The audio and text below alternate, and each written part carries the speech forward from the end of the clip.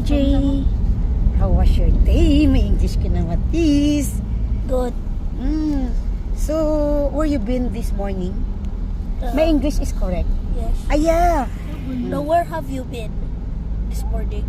Okay. So, I've heard you go to the doctor, Yes. Pedia. Yes. Why? What's your feeling? You feel So it's like a regular checkup. Allergy. allergy, General check. a general checkup. So, who's the doctor?